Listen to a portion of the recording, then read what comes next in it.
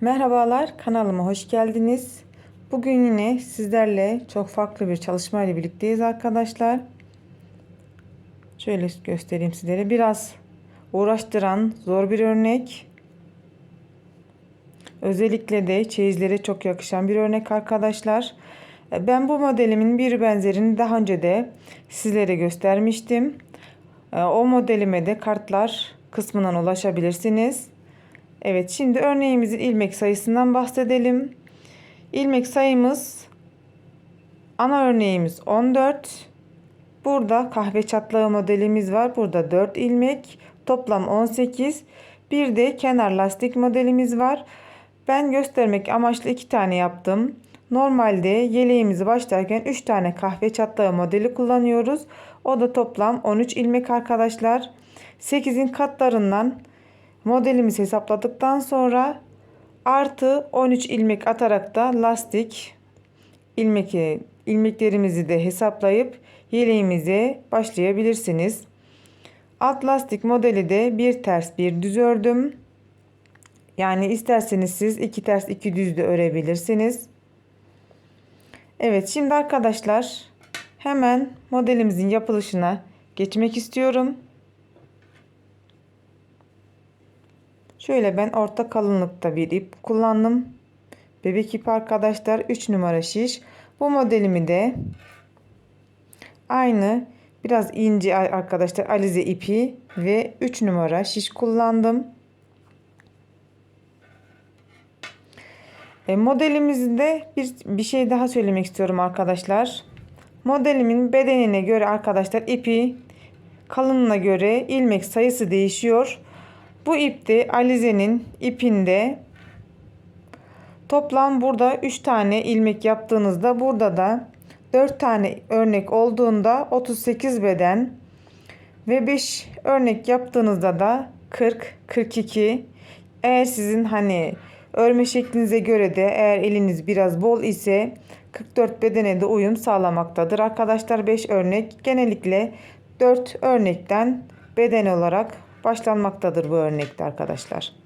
Evet, şimdi hemen modelimizin anlatımına geçiyorum hızlı bir şekilde. İlmeklerimi de netleyeyim sizler için. Ben bir tane modelini göstereceğim. Tekrar örneğimi alayım şöyle. Şu kısım arkadaşlar. Bir tane kahve çatlı, kenarlarda birer tane, bir de ana örneğimiz. Ben bir sıra bir ters bir düz gittim. Kenar ilmeğimi örmeden alıyorum. Birinci sıramızdayız. Bir ters. Tekrardan 3 tane ilmeğimi sayıyorum. 1, 2, 3. Bu üçüncü ilmeğimi öndeki 2 tane ilmeğimin üzerinden geçiriyorum. Bir düz örüp bir doladım. Tekrar bir düz ördüm. Burada 8 tane ters ilmek örüyorum. 1 2 3 4 5 6 7 ve 8. Tekrardan 4 tane ilmek düz örüyorum. 1 2 3 4. 2 ters 1 2. Tekrardan kahve çatlağı modelimi yapıyorum. 1 2 3. ilmeğimi öndeki 2 ilmeğin üzerinden geçirip bir düz bir artırdım, yani bir doladım, tekrar bir düz ördüm, bir tane ters ve bir de kenar ilmeğimi ördüm. Birinci sıramızın arka yüzündeyiz. Bütün ilmeklerimizi olduğu gibi örüyoruz arkadaşlar.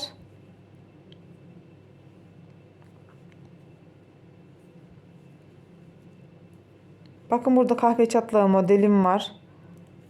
Bir tane ters, bu artırma dolama yaptığım ilmeğimi de ters örüyorum. Tekrar bir ters. Yani toplam 3 tane ters ilmeğim oldu. 2 düz, 4 tane ters.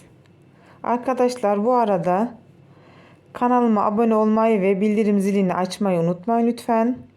Bir de videolarıma beğeniye basarak bana çok büyük katkıda bulunursunuz arkadaşlar.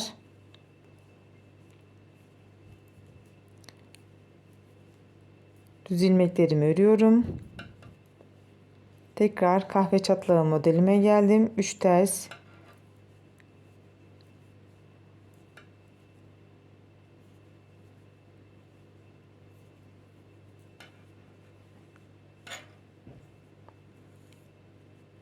Evet, gördüğünüz gibi birinci sıramızı tamamladık.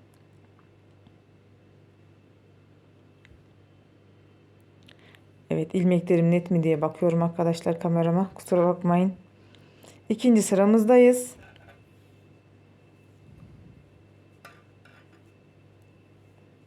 Ters ilmeğimi ördüm. Bakın burada kahve çatlağı modelimin ilmeklerini olduğu gibi örüyorum. 1, 2, 3. Tekrar burada ne yapmıştık? 8 tane ters ilmeğimizi örmüştük. Buradaki bir taneyi örmüyoruz ve 2, 4, 6, 7 tane ilmeğimizi ters olarak örüyoruz. 1, 2, 3, 4, 5, 6 ve 7. 7 tane ördüm. Bakın. Burada bir tane düz, bir de ters ilmeğim var. Arkadaki düz ilmeğimi öndeki ters ilmeğimin ön tarafına getiriyorum ve ikisini birlikte düz olarak bir alıyorum. Tekrar bir artırdım. Bakın bir dolama yapıyorum şu şekilde. Bir dolama yapıyorum. 3 tane düz ilmeğimi örüyorum.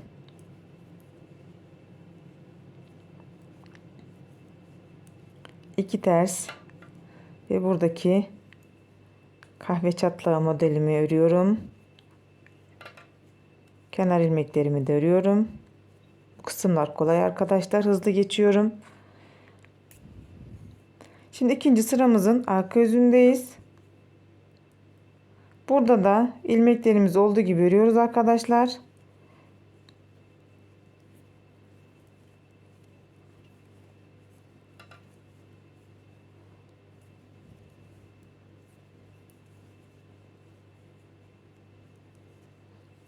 Bir, iki, üç tane ters. Buradaki arkadaşlar her arka kısımda bu dolama yaptığım ilmeklerimi düz olarak örüyorum.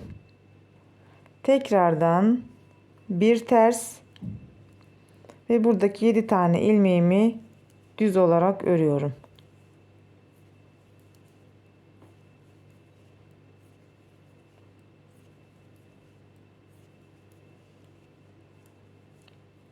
Üç ters. Tekrardan kenar ilmeklerimi ördüm. Şimdi üçüncü sıramızdayız.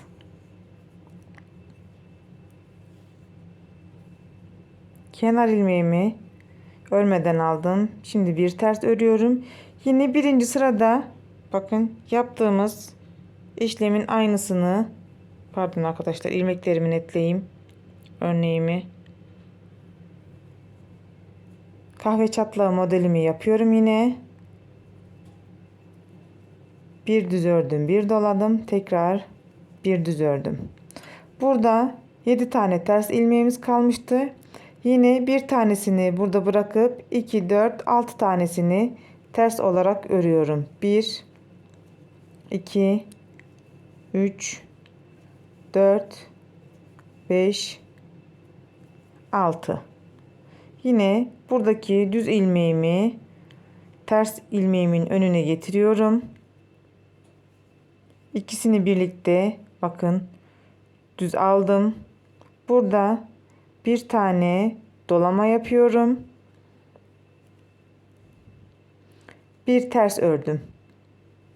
Tekrardan 1 2 3 düz ördüm. Bakın buradaki ters ördüğüm ilmek bir önceki artırma ilmeğimdi arkadaşlar. 1 2 düz. Yine kahve çatlağı modelimi yapıyorum.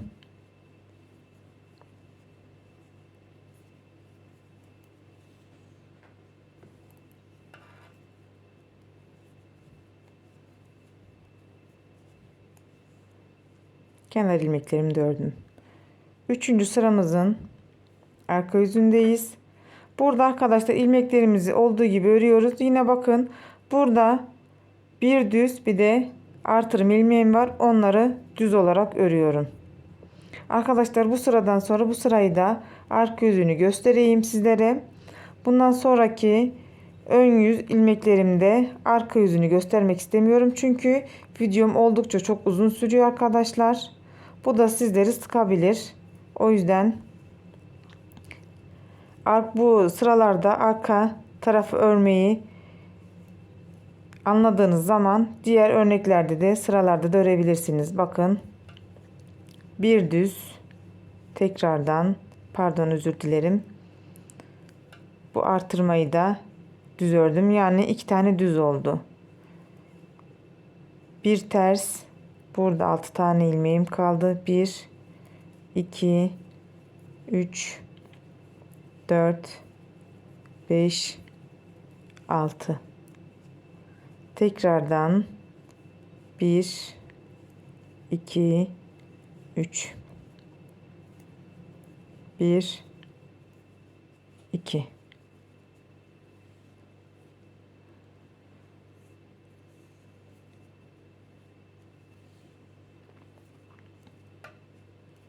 Şöyle dördüncü sıradayız. Pardon.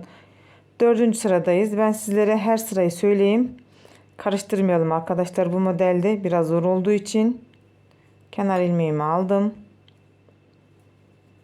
1 2 3 kahve çatlağımı yaptım. Bakın yine bir tane ters ayırıyoruz burada. 2 4 5 tane ters ilmeğimizi örüyoruz. 1 2 3 4 5. Buradaki bir düz ilmeğimi alıyorum. Ters ilmeğimin önüne geçirip ikisini birlikte bir alıyorum. Burada bakın bir artırma yaptım. Burada bir ters ördüm. Arada iki tane ilmeğim oldu. Buradaki üçüncü ilmeğimi arkadaşlar, ters ilmeğim var. Bunu örmüyorum. Buradaki diğer düz ilmeğimle yer değiştiriyorum. İkisini bir aldım. Bakın bu şekilde. Tekrar bir artırdım. İki düz ilmeğimi ördüm. Sizlere şöyle biraz daha yakından göstereyim arkadaşlar. Her iki ilmek tamamladıktan sonra bir ilmek sol tarafa kaydırma yapıyoruz arkadaşlar. Bir, iki ters. Buraları hızlı geçiyorum arkadaşlar. Bildiğimiz için.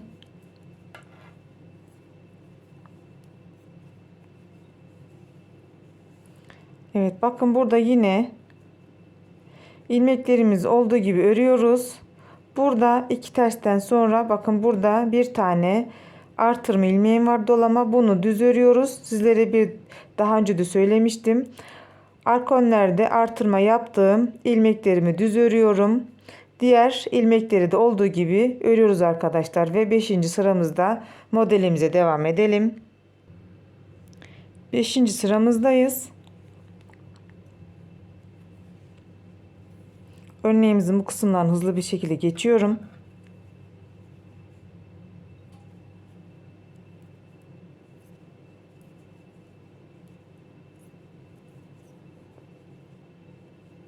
Tekrardan bakın. 2, 4, 5 tane tersim kalmış. Bunun bir tanesini örmüyorum. 4 tane ters ilmeğimi örüyorum. 4 tanesini ördüm. Tekrardan bu düz örneğimi, düz ilmeğimi ters ilmeğimle yer değiştirip ikisini birlikte aldım. Tekrardan bir artırma yaptım. Buradaki bir tane tersimi ördüm. Bakın tekrardan yine ters ilmeğim kaldı.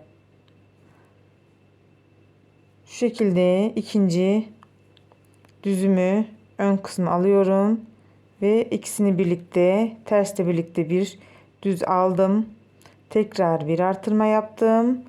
Burada ters ilmeğimi ördüm. Bakın burada da 2 oldu. Kenarda 2 tane düz ilmeğim var. 1 2 ters ve buradaki kahve çatlağı modelimi yapıyorum.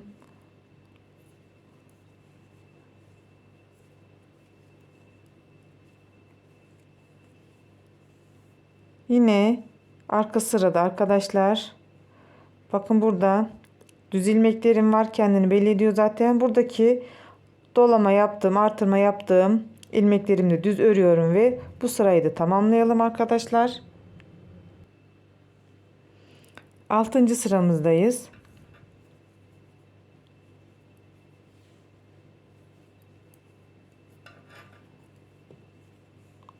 Buradaki ilmeklerimi örüyorum hızlı bir şekilde yine.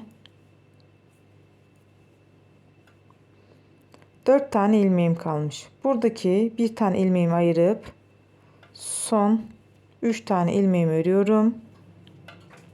Yine ilmeklerin yer değiştirme işlemini yapıyorum.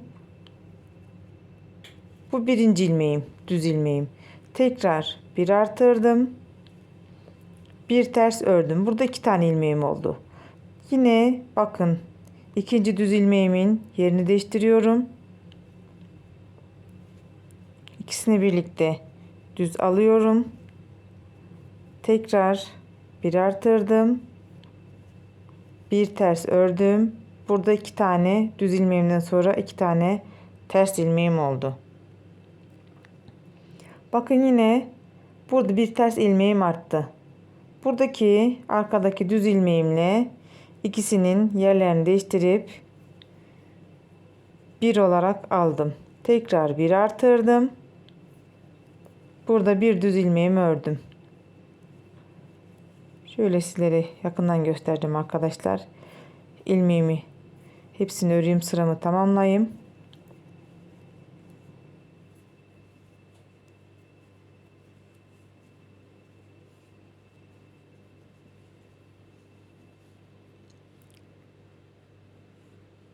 Bu şekilde bakın.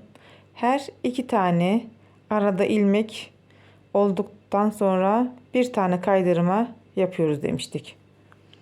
Bu sıramızın da arkasını tamamlayalım arkadaşlar. Bakın 7. sıradayız. Şöyle size göstereyim. Ben bu kısmı ördüm. Aynı olduğu için 3 tane tersimiz kalmıştı. Bunu bir tanesini örmüyoruz. 2 tane tersini örüyoruz. Yine işlemin aynısını yapıyoruz arkadaşlar. Yer değiştirme işlemlerini ikisini bir aldım. Bir artırdım. Bir ters ördüm. Tekrardan ikinci düzümün yer değiştirme işlemini yapıyorum. İkisini bir aldım. Tersle birlikte bir artırdım. Bir ters ördüm. Tekrardan bakın burada üçüncü düzüm var. İkisini bir aldım. Bir artırdım. Bir ters ördüm. Tekrardan son düz ilmeğimi ördüm. Buradaki kenar ilmeklerimi örüyorum.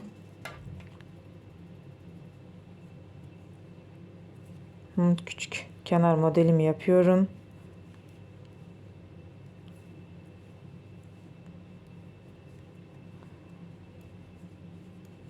Şöyle sizlere yakından göstereyim. 7. sıramızda arkadaşlar ilmeğimizin şekli bu şekilde olacak. Ve 7. sıramızın isterseniz arka yüzünü örelim arkadaşlar. Biraz karışık duruyor. Karıştırmamanız için 7. sırada Kenar ilmeklerimi alıyorum. 3 ters. Bakın burada 2 tane düz ördüm. Bir ters. Burası modelimiz. Bir düz, tekrar dolama ilmeğimi de düz olarak aldım. 2 düz. Bir ters, tekrar 2 düz. Bir ters, 2 düz ve bir ters. Arkadaşlar bu 7. sıramız modelimizin orta kısmı oluyor. Ve 2 düz. Eğer ön ilmekleriniz bu şekilde ise yani örneği doğru yapmış oluyorsunuz. 8. sıramızdayız. Artık arkadaşlar buradaki yer değiştirme işlemimiz bitti. Bundan sonra buradaki en arkadaki düz ilmeğimizi sola doğru kaydırma işlemi yapacağız. 8. sırada bu işleme başlıyoruz.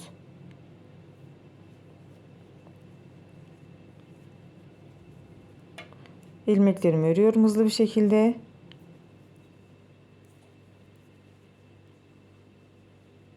Bakın burada 2 tane ters ilmeğim kaldı. Artık bu ilmeklerim sabit. 1 2.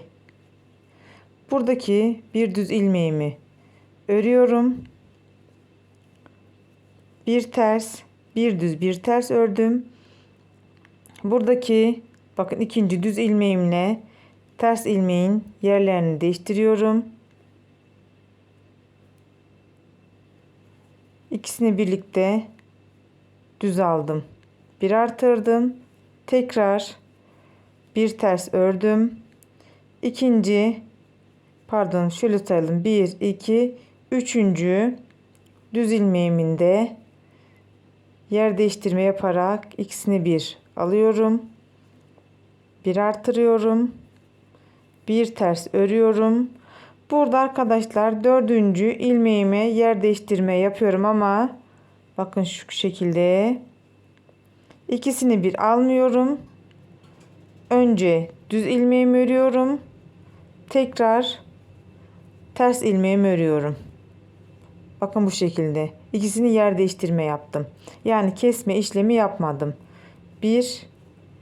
2 tane ters ördüm. Yani toplam burada arka kısımda 3 tane ters ilmek oldu.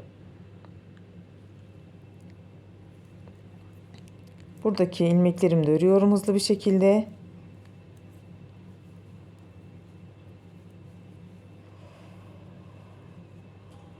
Arka kısmını da örelim isterseniz. Karıştırmamanız için. Biraz karışık duruyor ilmekler. Sizin daha iyi anlamanız için. Kenar örneğimi aldım. Şimdi bakın 2 tane düz. Bunlar sabit ilmeklerim. Burada yer değiştirme işlemi yapmıştım. Bir düzüm oldu. Toplam 3 düz. Demiştim sizlere bakın burada 3 tane ters oldu diye. Arka kısımda da 3 tane düz olarak gözüküyor. Tekrardan bir ters, 2 düz. Bir ters, 2 düz. Bir ters, bir düz, bir ters ve 2 düz. Kenar modelimi de ilmeklerini örüyorum. 8. sıramızı bu şekilde tamamlıyoruz. Ve 9. sıramızdayız.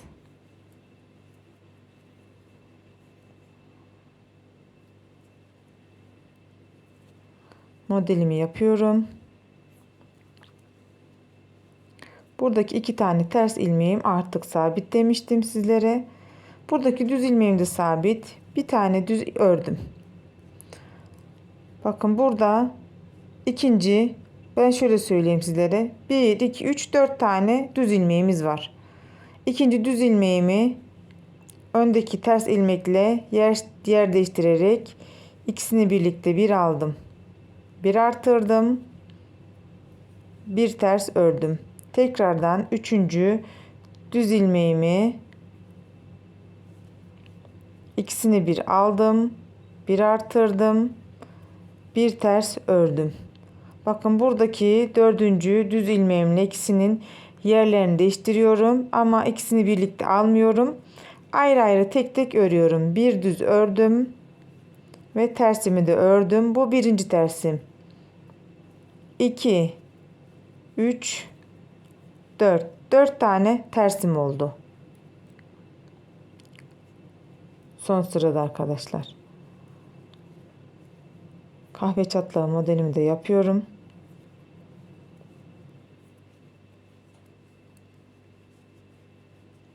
Dokuzuncu sıramızın da arka kısmını bu şekilde örelim arkadaşlar. Artık anlamışsınızdır. Ve 10. sıramıza devam edelim. 10. sıramıza geçtik.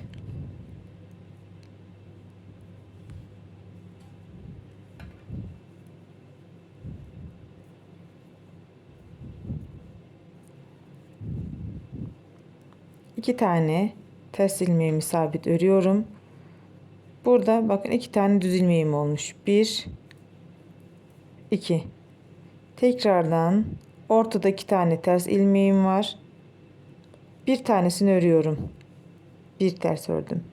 Buradaki tersle düz ilmeğimin yerlerini değiştiriyorum. Yani üçüncü düz ilmeğimin ikisini birlikte alıyorum. Bir artırdım. Bir ters ördüm.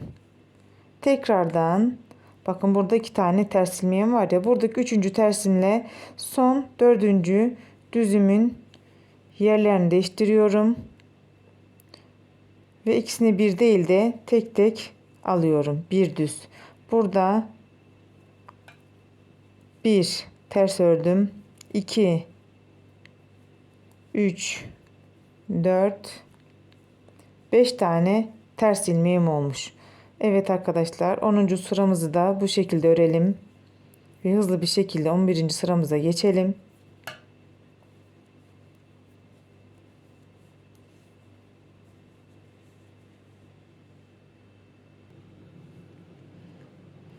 Birinci sıramızdayız. Kenardaki 2 tane ters ilmeğimi örüyorum. Sabitlemiştim.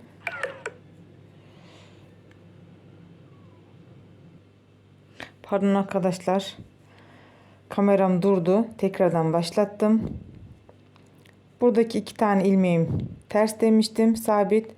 Bakın artık bu ilmeklerim de sabit. 1, 2 düz ördüm. Buradaki düz ilmeğimle ters ilmeğimin yerlerini değiştirip ikisini birlikte düz aldım. Tekrardan bir artırma yaptım. Bir ters ördüm. Burada en son ilmeğimizi, dördüncü ilmeğimizi, düzümüzü yer değiştirerek kesmeden ilmeklerimizi örüyoruz demiştik.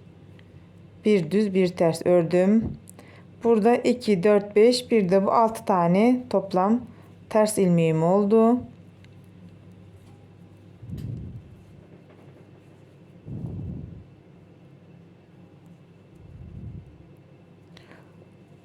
Kenar kısmını da yapayım sizlere 11. sıramı detaylı olarak göstereceğim arkadaşlar.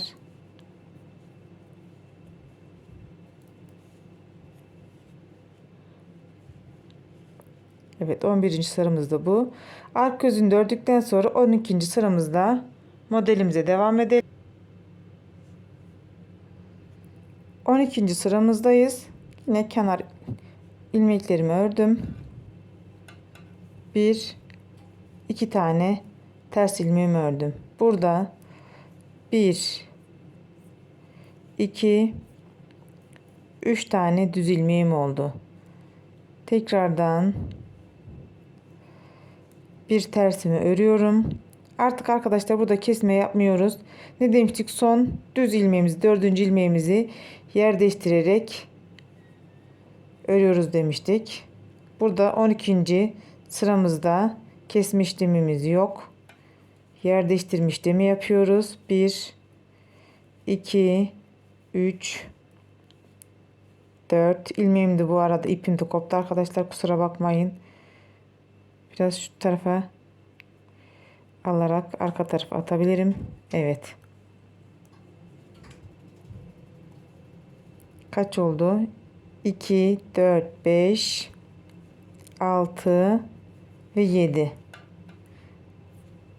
Kenardaki ilmeklerimi örüyorum.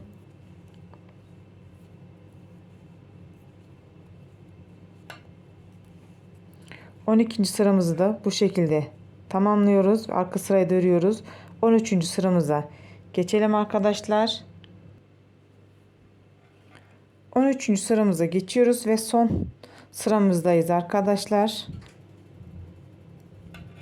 Yine iki tersimi ördüm. Ara örnekten sonra burada 1 2 3 tane düzümü ördüm. Burada da bakın son bir ters bir düzüm ilmeğim kaldı. Bu düz ilmeğimin ikisinin yerlerini değiştirerek örüyorum. Ve toplamda burada yan yana 4 tane düz ilmeğimizi toplamış olduk. Burada da 8 tane ters ilmeğimiz oluyor. 1 2 3 4 5 6 7 ve 8. Tekrardan kenar örneğimi yapıyorum.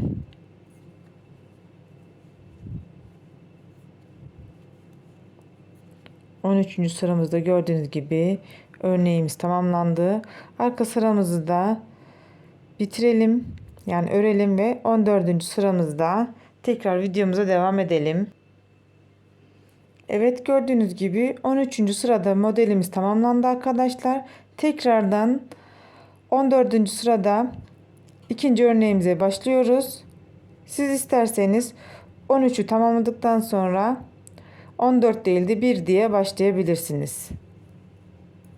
Hızlıca size 14. sırayı da göstereyim arkadaşlar ve videomuzun da sonuna geldik artık.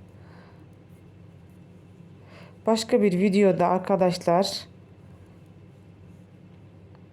görüşmek üzere diyorum ve son ilmeklerimi de atıyorum. Pardon arkadaşlar, düz örmüşüm. Burada 2 taneydi. Buradaki düz ilmeklerimde yani toplam 8 tane ters örüyoruz. 3 4 5 6 7 ve 8. Birinci sırada ne yaptıysak aynısını tekrarlıyoruz arkadaşlar. 4 tane düz, 2 3 ve 4. Tekrardan 1 2 ters. Ve buradaki kenar örneğimi de örüyorum.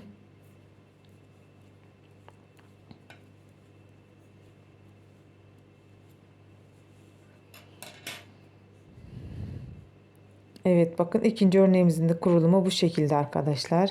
Gördüğünüz gibi gerçekten çok şık duran bir örnek. Her ip rengini her modele de uyum sağlayan bir örnek arkadaşlar. Şöyle göstereyim tekrardan sizlere diğer örneğimi de şöyle biraz daha açıklayarak göstermek istiyorum. Başka bir videoda görüşmek üzere. Şimdilik benden bu kadar. Hoşça kalın.